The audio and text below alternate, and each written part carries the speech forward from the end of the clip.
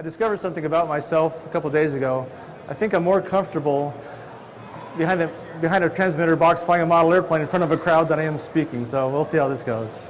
But anyway, I think I put together a pretty fun presentation that summarizes a lot of model activity during my life. So here we go.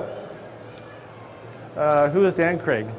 Mr. IFO, as most of the model guys know me as, it seems. Obsessed with aircraft like most of you, that's why you're here.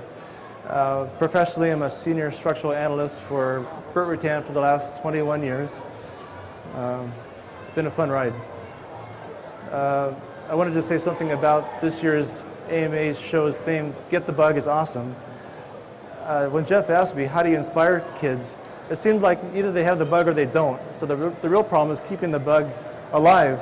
And so I just wanted to make the point that parents or grandparents, if they could just kind of help their kids along by taking them to the hobby shop when they can't drive or to the flying field, that's kind of what kept the bug alive for me. And I really appreciate what my parents did for me.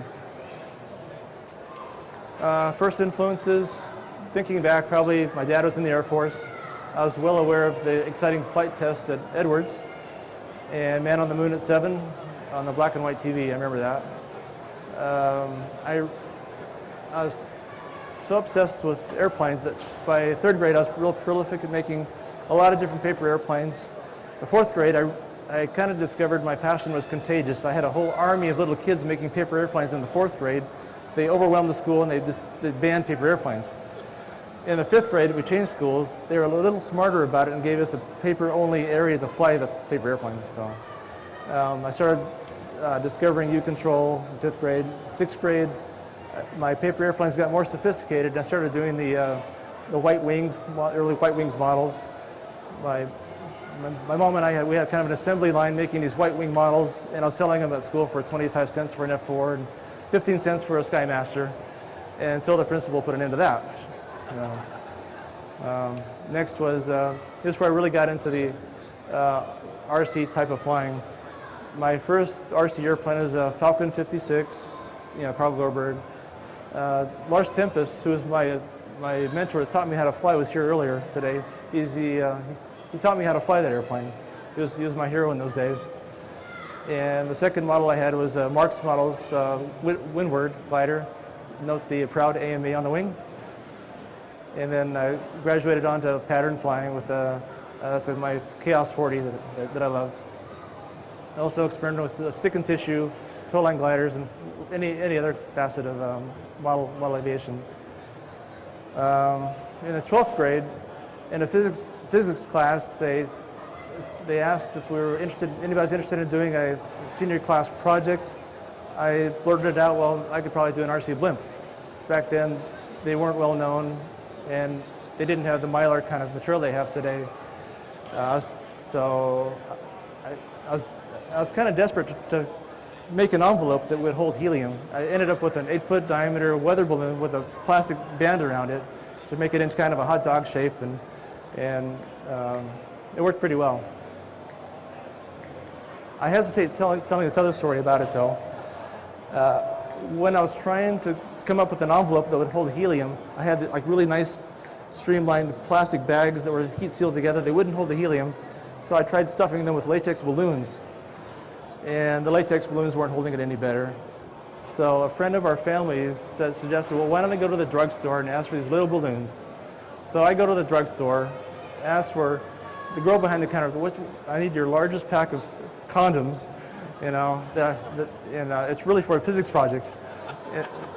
And the girl just rolls her eyes, yeah, okay. But it's completely true.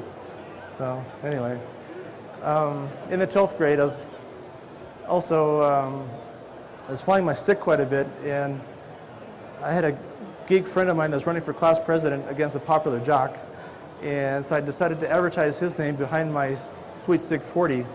I didn't want to tell anybody that because I didn't want him disqualified. So as the kids were coming out of the auditorium after listening to the speech, I took off with my stick and was towing his name. He ended up winning, so I was really kind of proud of that. And I was kind of surprised the school was kind of open to me doing that. They didn't have any idea how dangerous that really was, towing a banner over the school. But even on the graduation day, they had me tow a banner.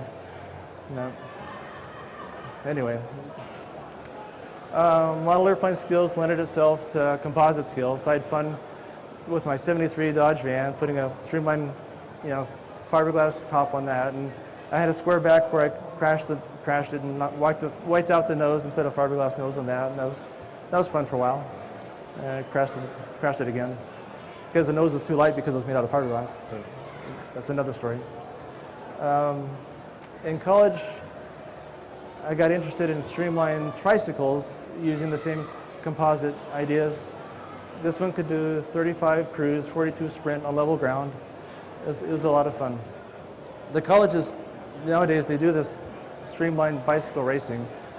I went to our first meeting at the college, and they wanted to do a steel frame with steel frame with composite shell.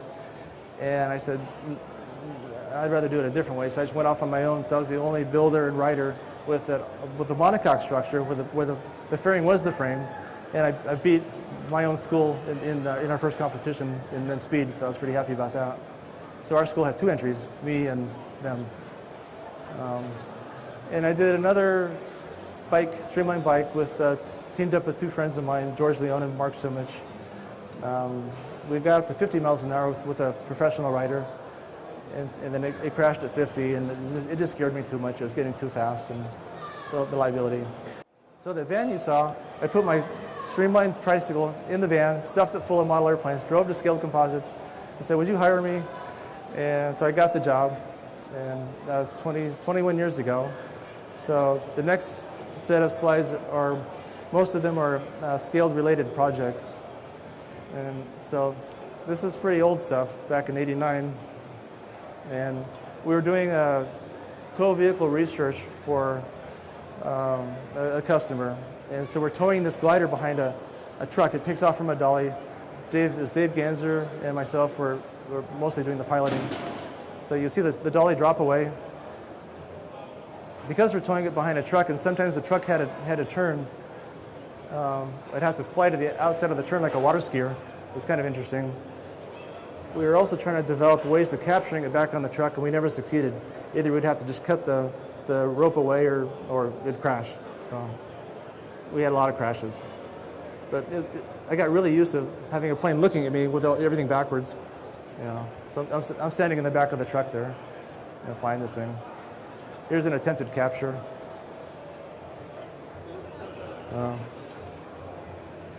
Oops, wrong way.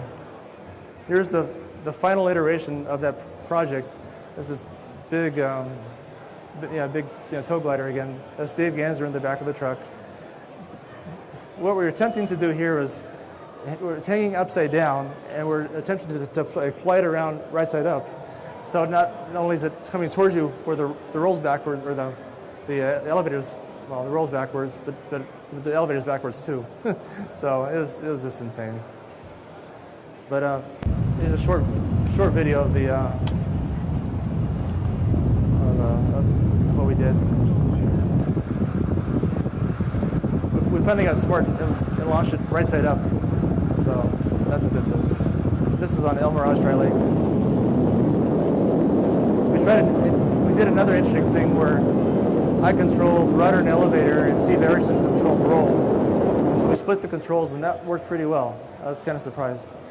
This is a Burt Rutan design. This next project I had it scaled was a very interesting model airplane, or UAV. It's free wing, where the wing itself is free to pivot. It's keeping a constant angle of attack. The wing had elevons on the back, and the tail had no rudder or elevator, and is used only to point the thrust vector, which was controlled by, there's a pivot right there. I could control that pivot angle, but I could not control the wing angle other than through the aerodynamically through the elevons. You can see the counterweight in the front there. The purpose of the free wing was to absorb turbulence, and there's some studies that said it absorbed about 90% of the turbulence. So it's supposed to be a real stable sensory platform and exhibit short takeoff and landing. Very interesting airplane, kind of like a flying shopping cart. So here's the high-speed mode with the body motored all the way down. And then the next video is pretty interesting. That's Bruce Evans pull starting it. Bruce was holding a transmitter box that would deploy a ballistic chute in case I got into trouble. Because the idea was that the pilot is going to fight it to the end to try to save it, and then when an objective observer sees that it's hopeless, he'll pull the... it didn't quite work that way, because you'll see it in a video later. It was an easy plane to fly, but a really son of a gun to land. The risk on this one was pretty high too, because we didn't quite know how well it would fly or if it would even fly. And so if I crashed on the first flight, this little upstart company wouldn't get its photographs to market their product. And so there was a lot of pressure on getting really good photographs and making them look good. I think the design still has a lot of merit.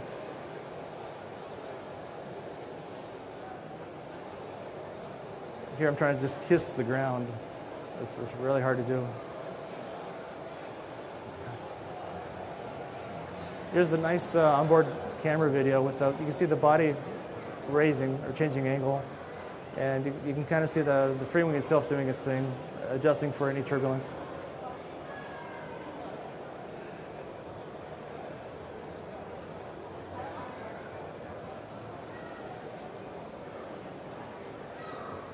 This is out at Cohen Dry Lake. Actually, when we were looking for a place to fly this, I showed up at the local model flying field because we were desperate to find a place to fly it. And they politely told me that this is perhaps not an appropriate model to fly here. So they asked me to leave. Bounce, bounce. Many good landings. All right, now this next video was my last few moments flying this aircraft as the engine seized with it going over 100 miles an hour. And I was trying to raise the body a little bit, but the way the transmitter was set up, I couldn't think fast enough on how I was supposed to just let it raise a little bit, not all the way, so it became a brick. It's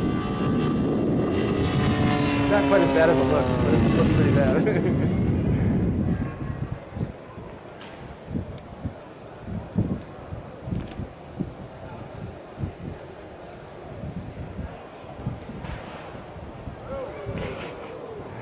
Yeah. Bert was pretty cool though. He says, it's just a big model airplane, we'll piece it back together. So that's what we did, and we shipped it back to the customer. The next project was another model airplane related project. It was a big 68-foot wingspan, low-cost, high-altitude UAV. We were flying it just with a regular model airplane transmitter box that you see in the lower right corner. The pilot and co-pilot would sit inside the bubble canopy on the back of the van. It flew slow enough that we could chase it down the runway, taking it off from the van, and then as it was landing, we could zoom out behind it. We tried a lot of different ways of flying it through like video cameras and just sitting at the midfield. And this was a really high-stress project because it's basically a powered sailplane with no glide path control. There's no spoilers, so you had to bring it in really, really shallow approach to be able to get it down on the runway. And I swear that all my model airplane gliding experience made it possible for me to fly this. Initially, Dave Ganser was the main pilot on this. Dave went on to Air Environment now, so I was co-pilot, Dave was pilot, and then later, when Dave left, I became pilot. But I remember taxiing out one time in the van, and we have 2 or 3 guys in the back that are monitoring all the parameters, and they were so nervous too. They knew the tension, how risky this was, and their voices were an octave higher. And I said, "You guys got to keep your voices lower. I got to stay calm here, to fly this thing." But oh, that's right. So we were trying to develop the autopilot for this, and we kind of realized we didn't know quite what we were doing. So we elected to make it optionally manned. So we put a man on board so he could take over if the autopilot went crazy. And so the customer was all concerned about, well, do you really want to risk a man? I said, well, I think we need to. So we ended up putting a man on board, but since it wasn't designed to carry a man, he had to ride it like a motorcycle. So there was Doug Shane, who's now president of Scaled, and Mike Milville were the 2 pilots that were brave enough to jump on there and ride it. And they had to override it quite a bit until we got it kind of ironed out. You know, and then when it was time to take the man off, then the customer's all concerned. Are you sure you want to take the man off? You know, so anyway, so here's some of the video. We're chasing it down the runway as it's taking off.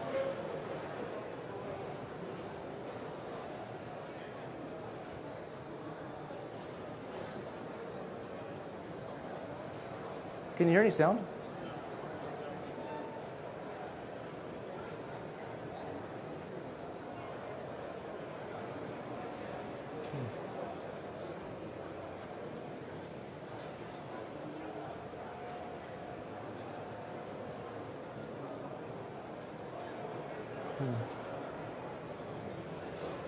This is the first unmanned takeoff. And you can see the van chasing it down the runway. And here's the first unmanned landing.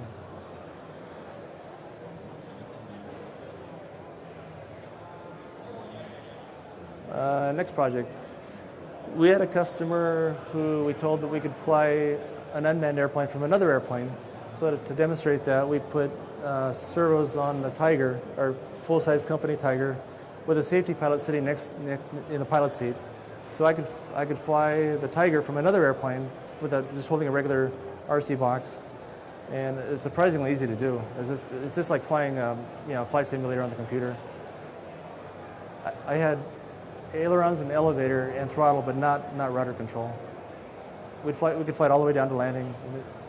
It was a little disconcerting for the chase pilot because I wanted him to fly below it, but as we're coming final approach, he has to watch the ground in the airplane. Other model activities that scaled. Built an early Proteus model to help market it. A small free-wing model for Epcot Center and for Disneyland, and a big foam model in 11 days. The big foam model on the upper left is the forerunner to a Global Hawk. We were in competition with a Global Hawk, which became Global Hawk. So, this was a NASA project. They wanted a high-altitude UAV. That's Bert Rutan in the middle there, helping with the model. Bert's really a modeler at heart. Bert Frederick in the back. The interesting thing about this model is the outboard stabilizers were elevons, but we quickly discovered that as you try to roll with the elevons, it was twisting the wing in the opposite direction, canceling the roll. So you virtually had no roll. So the first flight had to be on rudder mostly. And so later we went to spoilerons. And the wings are so big, I just put 3 receivers in it, 1 receiver at each boom and 1 in the middle, and that worked fine. So I didn't have to disconnect any wires. And the first flight, we didn't have the center of gravity right, so it was really unstable in pitch, and I had no roll. So now I'm just fighting for my life to get it back on the ground in one piece. But once we had it ironed out, it was a beautiful flying airplane. It was really fun to fly.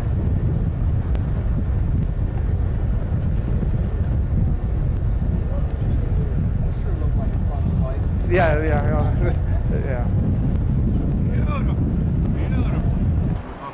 And here we added the spoilerons.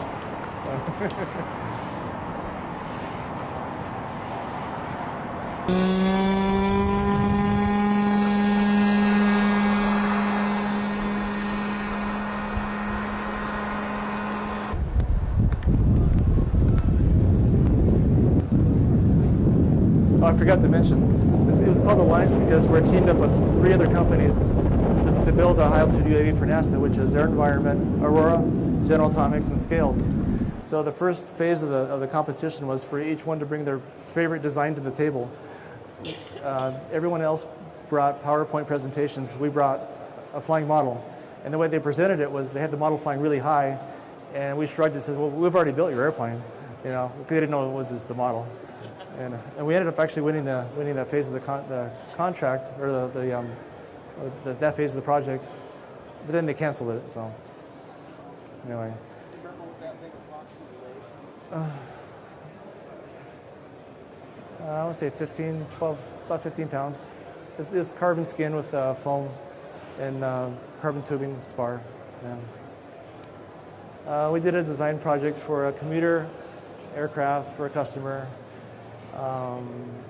At the end, they ran out of money at scale to build the RC model. So on the side, I got permission to build an RC model cheap for him. It was my first twin RC. It flew okay, but what you don't see here is that it had like 40% chord Fowler flaps on the canard and the wing. Those really aggressive flaps, and I was really afraid that they were going to overpower, the elevator and the ailerons.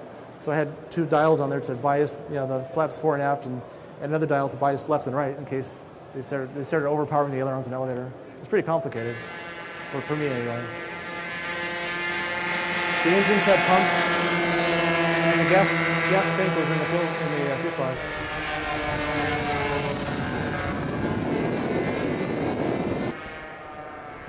You mostly landed with throttle. The elevator wasn't that responsive.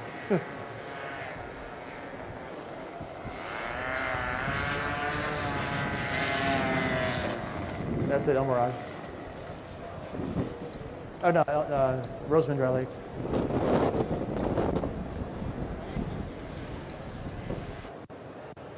Let's see, Flight of the Phoenix model for the movie with Dennis Quaid. They were supposed to build a full-size airplane for the movie.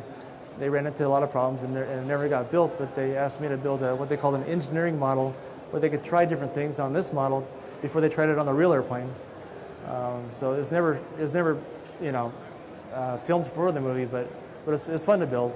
I was kind of worried that on the bottom picture you can see the left wing is a lot longer than the right wing, and so I was kind of wondering how much roll trim I was going to need, but it turned out as a real nice flying airplane, just a slow, lumbering airplane. It flew well. I had a ton of lead in the nose though.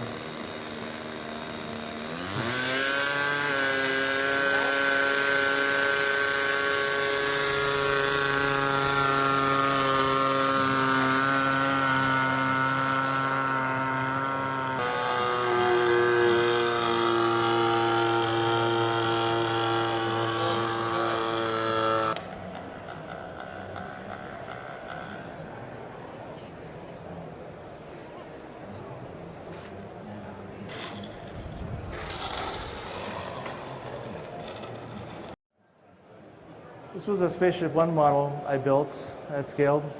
It wasn't really related to any kind of research we were doing, but as we're getting closer and closer to actually doing Spaceship One, there's kind of a lot of tension.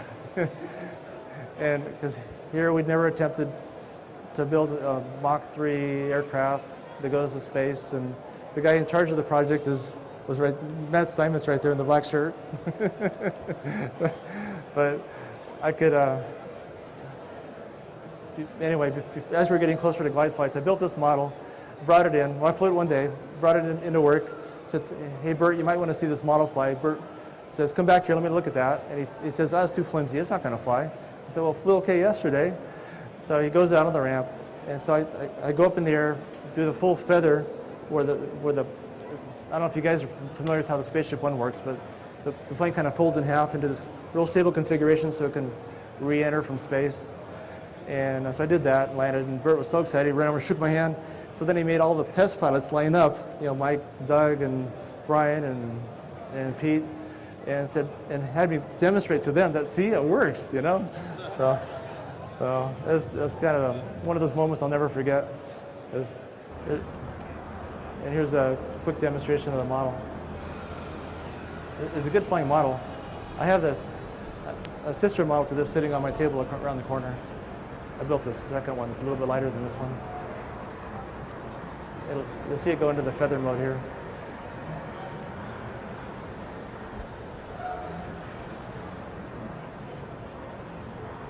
So the trick is to recover from the feather before you hit the ground. And also, so you want to come on with power first. If you try to drop the feather first, and it goes into this dive. So you hit the power, then drop the feather. I learned that quickly.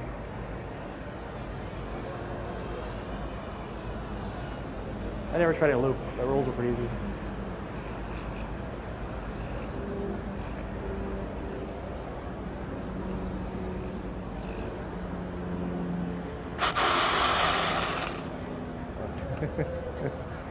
Take a bow.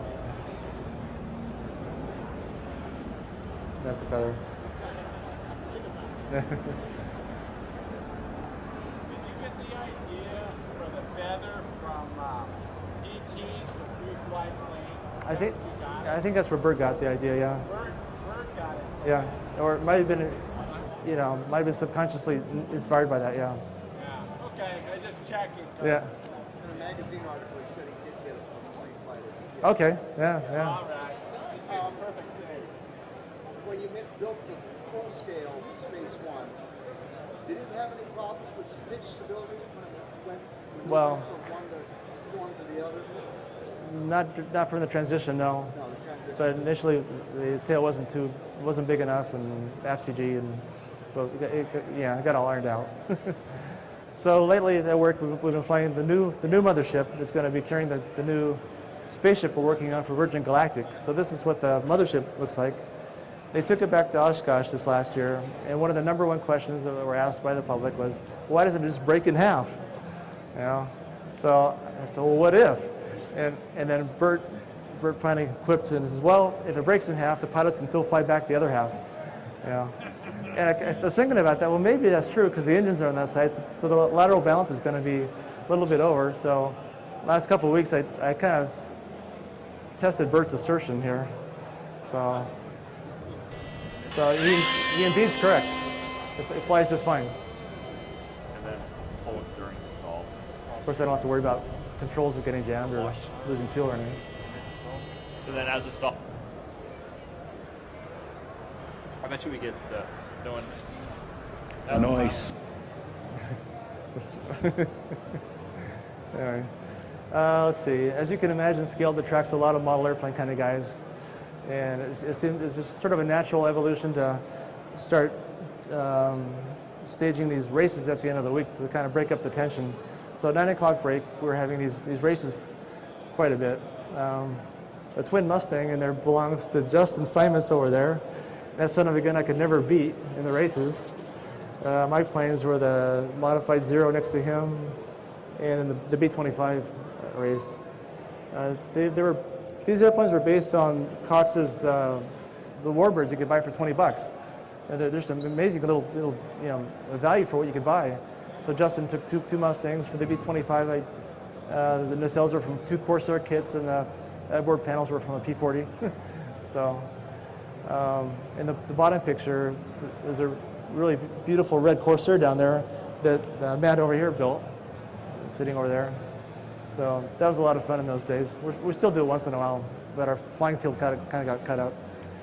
Also, we were doing combat, and of course, naturally, the airplane of choice was the IFO.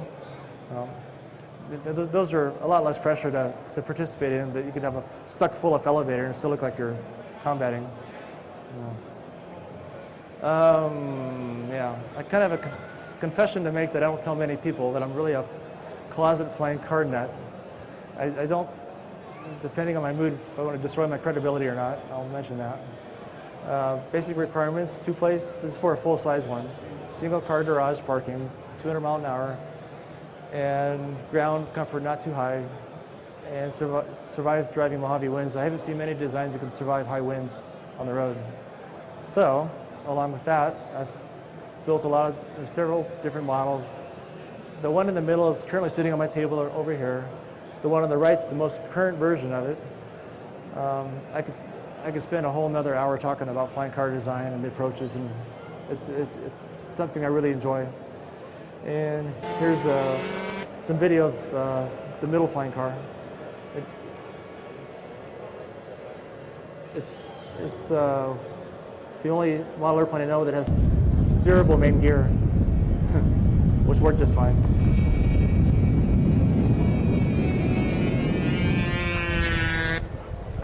Here my engine quit, and so I was forced into a dead stick landing.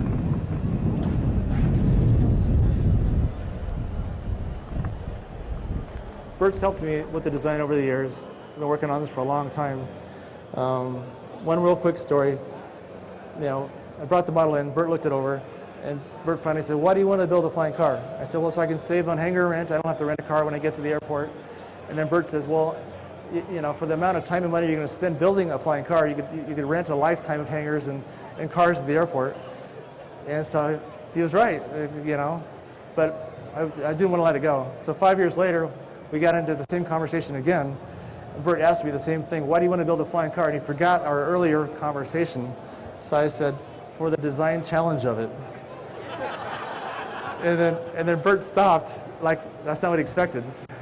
And he said, well, if you had said to save, on hangar and, car rental, I would have said this. All right.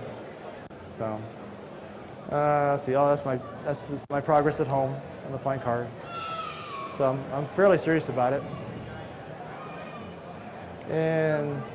But I've got to work fast enough where they're going to keep changing the rules. So. And the last thing I just want to say is I hope these crazy projects have inspired you guys to try things, and also, again, just keep your kids' passion alive by just taking them to the hobby shop or flying field or whatever. And the last thing I want to show is a compilation of kind of bloopers to a song, and I think it's pretty entertaining. So here we go.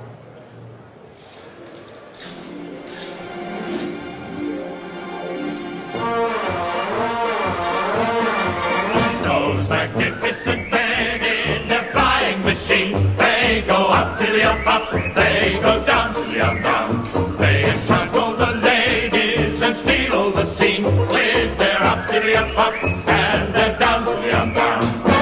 Up, down, flying around, looping the loop and defying the ground. They're all rightfully keen, those magnificent men in their flying machines.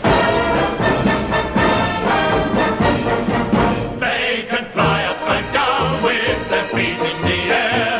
They don't think of danger, they really don't care. Newton would think he had made a mistake to see those young men and the chances they take. Those magnificent men in their flying machine, they go up to the up, they go down to the down. They entrapple the ladies and steal all the scene with their up to the up, and their down to the down. Up, down, flying around, looping the loop and defying the ground. They're all frightfully keen, those magnificent men in their flying machines.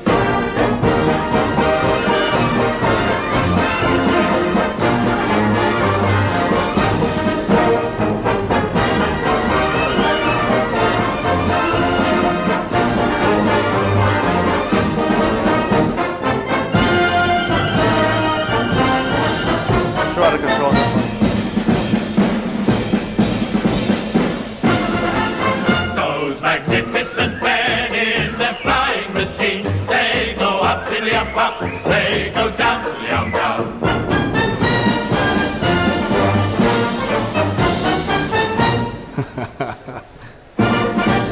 Those magnificent men, those magnificent men, those magnificent men in their flying machine.